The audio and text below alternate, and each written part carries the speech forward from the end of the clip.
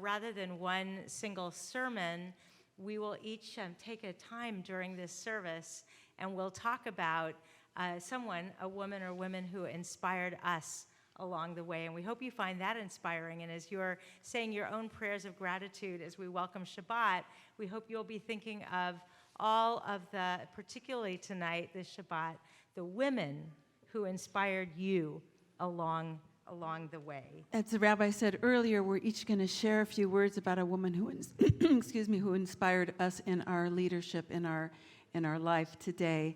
And I'm going to share with you a teacher.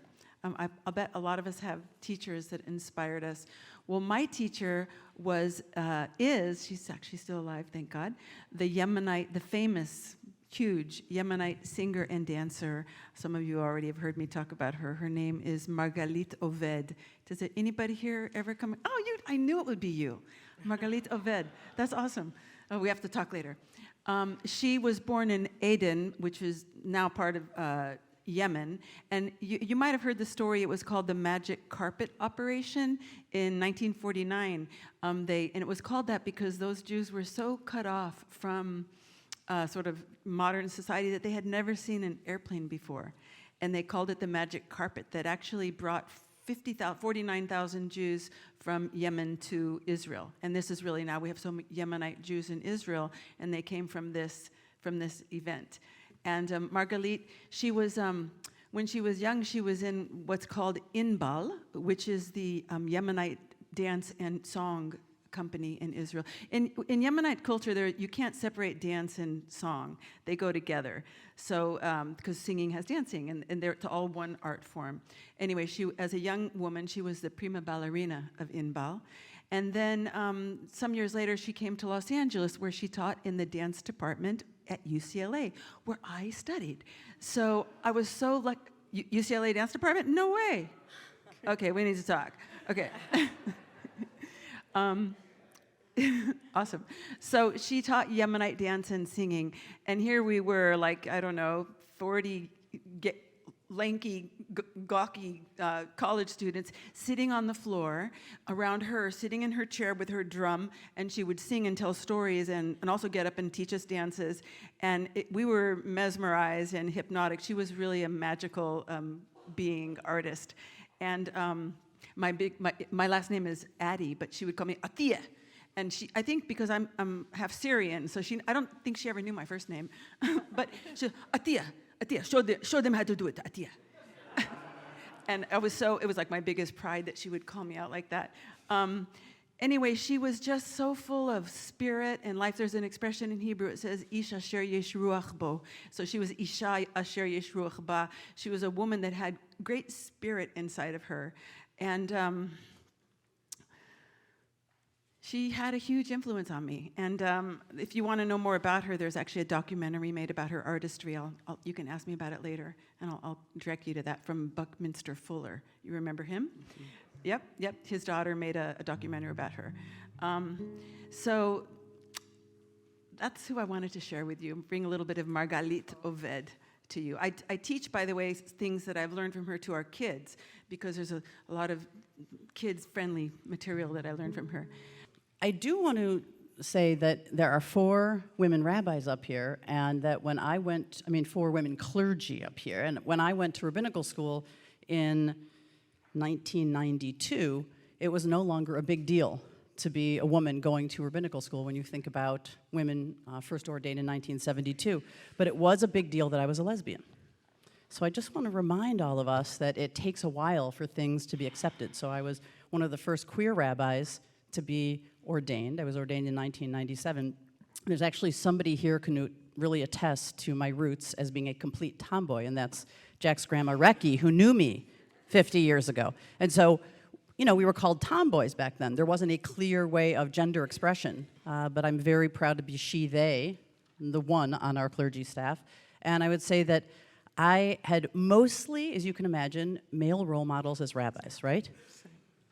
Because there weren't any women rabbis. But I had phenomenal teachers growing up that were women. And so I wanted to mention 3 of my teachers. The first one was when I was at Oxford University in the 1980s. and I was studying Hebrew literature, and I was studying Shakespeare. What was so interesting to me is all of my professors at Oxford were men except for one, and she was a South African professor named Professor Glenda Abramson. And instead of turning me on to English, I got completely turned on to Yehuda Amichai's poetry. She was so incredibly inspiring to me, and she was my first very renowned female professor. And the second female professor was the first woman who was a professor at the Hebrew Union College at the seminary. And when we interviewed Sally Prezan the other day, she said that when she was first a rabbi in 1972, at the first conferences where she would show up, when she would show up, young women would say, she's here, because it's hard to imagine. But it was unbelievable for young women to look and see there's actually a woman rabbi here. And that's the era I grew up in. And when I got to Los Angeles, to the Hebrew Union College, I had that moment too, because the first woman who was given a tenure-track position at the Hebrew Union College was Dr. Tamara Eskenazi from Israel. Tamara Eskenazi and Dr. Abramson are both in their 80s now. To me, it was revolutionary to be able to really to sit at their feet and to absorb Yehuda Amichai. And Tamara Eskenazi gave me my love of the Hebrew Bible, of Torah, which is the basis for all of our stories, for all of our wisdom. Finally, my last teacher, Aleva Shalom, is Gilda Radner. And when I think about the importance of humor in my own life, I think the fact that I was able to laugh at myself and be okay with other people laughing at me and then getting other people to laugh with me was the secret in many ways as a queer little kid to being able to make it through. And so I think about the seriousness of Torah and the seriousness of poetry and how it lifted my soul. But then I think about Gilda Radner and watching her and saying, that's a fabulous, bright, beautiful Jewish woman, and I want to be like her too. So if any of you have laughed along with some of my sermons, you have Gilda Radner to thank for that. We shared at the beginning of our service that we're each taking turns talking about a woman or women who influenced us, who've inspired us in the work that we do. And in order to talk about the person that I want to tell you about, I have to tell you how we met. It was years ago in Seattle, many years ago, when I was leading my first trip ever to Israel, and I wanted to make sure that the 40 or so people going on the trip had an opportunity to meet some of the great leaders of the Reform movement. And the tour company sent me a wonderful schedule, and we were meeting the head of this and the head of that. And one of the heads happened to be speaking on a Friday night at our synagogue in Seattle months before this trip. And I said, oh, I'm so excited you're going to be speaking at my trip of all the people I'm bringing from this community to Israel. And he looked at my schedule and he said, oh, I'm going to be in another country then. I'm not going to be there. And he said, and I hate to tell you this, I can tell it's your first trip, but generally these tour companies, they give you all these names, but you don't necessarily meet those people. They'll have someone for you to meet. I was disappointed. We went, we had a phenomenal time in Israel, and it's true. Some of the leaders showed up, many of the leaders did not. And it was a Wednesday night. We were back in our hotel in Jerusalem. It was pouring rain. We had this speaker coming at 7:30 at night, and I just was sure she was not going to come. But in the pouring rain, in sort of when one would want to go home and be with one's family, Anat Hoffman walked in and sat in our circle of 40 people and just mesmerized us. And just from that very start, when I met her for the first time, and she's so indefatigable, Anat Hoffman. And if you haven't heard of her before, I encourage you to look her up and find out about the work that she does. She's the executive director in Israel of the Israel Religious Action Center. She's a founding member of Women at the Wall, and every month these women go to the women's side of the wall to lead Rosh Chodesh, a first of the month service, and the ultra-Orthodox rabbi at the wall tries to stop them, and they've used every possible tactic, and they come every single month. She's always there smiling and with energy leading. Anat Hoffman was born in Haifa in 1954, but I think she came out to UCLA for college, and she became a competitive swimmer, and she went back to Israel and focused her life on religious pluralism so that all of us can always have a place in Israel. We're very ultra-Orthodox, pro-Orthodox, but we want there to be a place for every different kind of Jew, including renewal, reconstructionist, conservative, and reform Jews. She has a slogan, Yesh Yoter Miderech Echad Lehiot Yehudi. There's more than one way to be a Jew, and she's out there fighting for that for all of us every day. She's fearless and relentless. She never backs down. She goes to court all the time to fight for these rights and make them the law. And the most amazing thing that inspires me about Anat Hoffman is that she is relentlessly hopeful and optimistic, and she never, ever loses her sense of humor. I grew up in a time when there were no female religious role models. All men, all the time. All my teachers, most of them men. All my conservatory music teachers and my voice teacher, men. This is hard. Who was my female role model? Here we go, my mom. My mom worked from the time I was practically a toddler. I was a latchkey kid at school, probably one of the first. She taught me to be independent, to be proud, and never to assume that I couldn't do anything. And it also helped that I was a singer and a soprano, so men couldn't do that. Well, now they do, but they didn't then. So it was kind of an easy gig, to grow up with a mother like that, with women in the family that were all the most, interesting women. And didn't really know that a woman could be a cantor until I was triple cast on an opera once. I was Don Giovanni, and the girl cast in the third role, the third cast, who never got to perform it actually, told me she was going to cantorial school, and I said, "How dare you? You can't be a cantor, you're a woman." And I guess that kind of rolled around my brain for a couple of years, and I pursued my opera career, I pursued my art song career and, concert career, and that was where I was going. And then one day, I was living in Israel for 3 years, could speak the language finally fluently, came back to the United States with toddler in tow, and no opera career on the horizon after that. It was too difficult. So eventually I wound my way into a Reform synagogue, which was something my father said you should never go into. They make you take your hats off. And I did have a minimal cheder education when I was around 10 years old, 11 years old. I went to an Orthodox synagogue, all men teachers. And so I had this kernel, this love for Judaism, this love for Israel. I think Golda Meir was a great female role model for women. As far as vocal stuff, my mother was always playing Hannah Aroni and Shoshana Damari records in the house, so I heard female voices singing Hebrew. And God, I loved Barbra Streisand.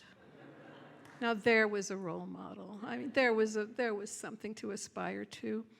But female cantors, this was not something that was so, easy to digest. But I wound up going to Hebrew Union College after a congregation that I was singing at in the choir encouraged me to become a cantor. And I went, sounds like a deal. So, I went to Hebrew Union College, went into the room. There were 8 women in the class and 1 guy. We got rid of him really quickly. We were the first all-women female cantorial, well, women, female, right? Cantorial class to graduate from Hebrew Union College. And that was a real source of pride for us. And we all did pretty well. But I guess if I'm looking at a role model, and I know that Beth knows this person, the female cantor that I met while I was a student at Hebrew Union College was an absolutely exquisite, elegant woman, mature, beautifully trained voice, mezzo-soprano, very lush. And her name was Helene Reps.